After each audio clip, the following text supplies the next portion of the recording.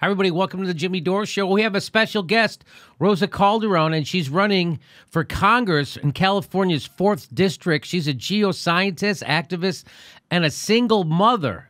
Let's welcome Roza Calderon. Thanks for being our guest. Thank you for having me. So now I saw that you are endorsed by Our Revolution and by the Justice Democrat. Can you tell me how that came about? Well, we're endorsed by Justice Democrats. One of the things that Justice Democrats was doing, which I thought was a great way to get candidates, was that a candidate couldn't just simply apply. You actually had to be nominated, someone who had progressive values, and just people in the community would nominate you to Justice Democrats, and then they would do their due diligence and actually reach out to you, interview you. The entire process took a few months.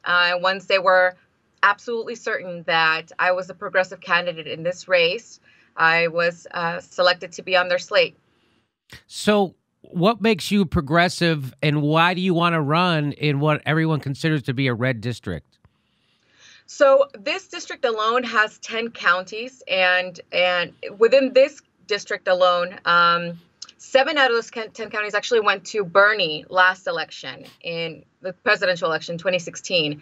So the populist message actually goes further than a lot of people think. And in fact, as I'm canvassing right now, as we're knocking on doors, as we're making phone calls, I still have not heard one person tell me that they hate Bernie.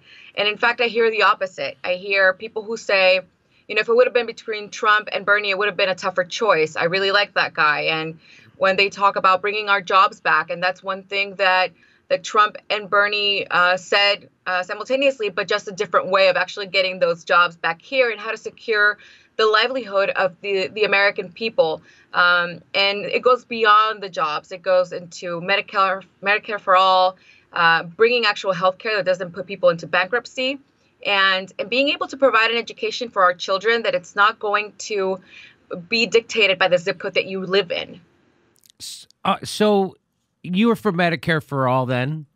Correct, yes. And you're running as a Democrat, but, you know, the Democrats already control a supermajority in California's legislature. Now, I know you're not running for state legislature, but in California, the Democratic Party controls it. And even we have a Democratic governor, and they just can't find a way to do single payer. What do you say to that? I am actually really glad that you asked this question, and I have been an advocate for SB 562 here within the state, and it's for people who don't live in California. It is our version of Medicare expansion for all within the state of California, single-payer healthcare. But we have a majority, like you said. Unfortunately, not every Democrat actually behaves like a Democrat. And in fact, it was Anthony Rendon here within our own state who blocked the bill from continuing to move forward, even after it had already passed the Appropriations Committee, which looks to find where that money is going to come from.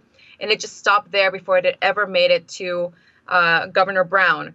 And it's something that we need to really think about, because it's not just you're the Republicans or the GOP who are within the pockets of huge pharmaceutical companies or huge healthcare companies, because they actually profit from it themselves here as well. As Democrats, we have a lot of Democrats who receive those corporate kickbacks. And so they block a lot of legislation from going forward that really helps Americans, but helps them get reelected. So the DCCC said that they're targeting this race. Now, what does that mean? That now the DCCC is the Democratic Congressional what does the 3C stand for? Democratic Congressional Campaign Committee? That's it. Yes. And the DCCC. And so they say they're targeting this district, this race. What does that mean? So good. I actually don't know what that means. This district is a plus 15 district. Congressman Tom McClintock has been able to. So can you tell people what that means? Plus 15. Yes, it means that he has won by over 15% every single time. So last election, he won by 62%. 62% of the people here voted for him.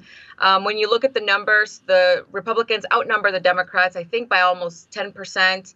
And then there's a large group of independents who usually, depending on the issues, end up voting Republican or Democrat. And so we get a small sliver of that. And every election, at least for the past few the few runs, we have been able to get 36, 37, 38% of the vote, but then the rest just goes to McClintock. And then there's a very small portion that goes just to an independent. But outside of that, the numbers here don't really say that this is a winnable race. The DCCC is looking at us as a targeted district to make sure that we actually have the tools to organize and prepare ourselves to actually flip this district in the future. And that's something that Labor was looking at too. So I know that the DCCC and the DNC are actually targeting progressive candidates and asking them to sit out of races. And if not, as we saw with Laura Moser in Texas, they are actually campaigning against progressive candidates. And they're only looking at money. They're only looking at making sure that you fit in that establishment mold, that you're going to do what they say when you get into office, and that you're going to make those call time phone calls to get them some money. So now, how many Democrats are you running against? I am running against 3 Democrats in this district, an independent and a Republican, and of course, incumbent. So I thought McClintock was stepping down, no? He is not stepping down. We actually had a retirement party for him, and just to see if we could encourage him, but he did not. And so we have a Republican who's challenging him, an independent. McClintock, he's had a stronghold in this district for a long, long time, and he actually hasn't done anything for our people in this district except for name 2 post offices, and that's in almost 10 years. So people here are not happy with the work he has done in general. In fact, when we're knocking on doors and speaking to voters, we do hear the fact that a lot of Republicans are ready for change. They're ready for someone else. But that change must come in the form of someone who speaks on the issues and represents the values of this community, rather than just this partisanship that we see in Congress, especially when they hardline to these positions where they don't do anything for us. And in fact, we're left as a public, we're left in this crossfire, and we're the biggest losers. And so what do you offer the people of the 4th District of California? So I'm the only candidate who can say that I grew up here, I chose to raise my family here, and I started my first business here. So I have lived here, and I've seen the issues. When the recession hit, I was one of the people who lost their job, lost their home, lost their marriage, and I had to reinvent myself. I started a small business. I went back to school. I ended up finishing my degree in geosciences as a geographer, and I've been working up and down California, working on the bark beetle infestation problem that is plaguing our public lands right now. We have over 125 million dead trees in California. No grant money from FEMA right now to help us combat this problem. And we have a sitting congressperson who wants to open up our public lands for mining and drilling. The other thing that has been able to connect me with the people of this district is education. Everybody here wants to have good quality education for their children, and they are also tired of the fact that equity is not available because it depends on the zip code that you live in. And that's something that I had to struggle in. I've been an activist almost my entire life since we lost the House the first time when Al Gore lost. And I've been advocating on early childhood education policy, environmental policy, and of course, healthcare. As I mentioned, that I've been canvassing for SB 562 and even spoke at the Appropriations Committee in favor of the bill. And how do people respond in your district when you tell them you're for Medicare for all and SB 562? How do people respond when you talk to them? So I actually spoke to it's an interesting story, but the state of Jefferson is a group here in California who actually wants to secede from California because of lack of representation. So they want to create the 51st state. And when I was speaking to them about healthcare, one of the things that I brought up is that there is security and safety in numbers, right? So they know and they agree that our healthcare coverage costs are just outrageous, that the ACA, of course, while it was a great start, it just didn't do enough to really help people pay for this healthcare. So even though we have access, it's not affordable. And for many people like myself and many others, actually, we decide to just opt out and pay the fee at the end of the year. But now with the new tax bill that they put through, that they included that in there, that's not going to be a mandate anymore. They're looking at ways how we can actually afford healthcare. And it's not going to be those extravagant numbers that we were so used to seeing and okay with paying. And so when I talked to them about those things, they said that when they create their 51st state, that they would have a plan for everybody who lives within that 51st state. And I said, well, that's called single payer healthcare. You're going to have everyone pay into this one system. It's going to reduce costs, and it's going to open access to everyone. And it's not going to be this outrageous price.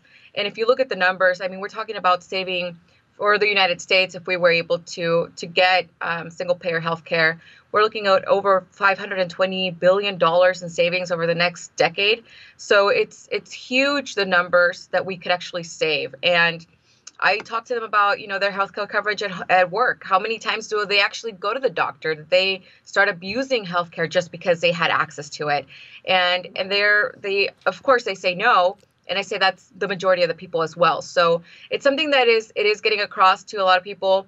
I know that when they were trying to get rid of the ACA here locally, that would have impacted 76,000 people within this district alone.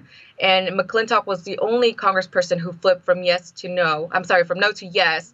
And that was on the call of the Koch brothers when they said that they wouldn't be funding anyone unless they voted to repeal Obamacare once it was bad enough that it would actually hurt more people than it actually helped in the beginning, which was over 25 million people. So you are a progressive. You're a Bernie Sanders progressive. You don't take corporate money. You don't take corporate PAC money, correct? Absolutely. No corporate money, no corporate PAC money, no lobbying money, no special interests. So my big thing has been, I want to represent the people of this district, and I want to make sure that your $1 is of more value than getting $5,000 from any PAC or $10,000 from combined PACs. And so that's what we've done. We've done $1 campaigns. We have nearly 7,000 individual donations. They've all been small dollar donations. That's a lot. That's a lot, right? That's 7,000. It is. It's huge. When you look at how much money I actually have versus my opponents, you can see that their numbers are a lot larger, but they've collected that with less than 1,000 donors. And Right. I'm talking about over 500,000. Right. And so you start to wonder, how did they get all that money and who's giving it to them? And then you look at in-district and out-district money that's coming in. And I'm sitting at the top of how much money is coming in from within the district. All of my donations, over 67% are coming from within the district. I think I'm at 81% within the state. And then the rest is trickling, outside of California. But I have even one opponent that's even worse than Trump. Than McClintock. We call him McTrump, but McClintock, at least he gets 29% of his donations in district.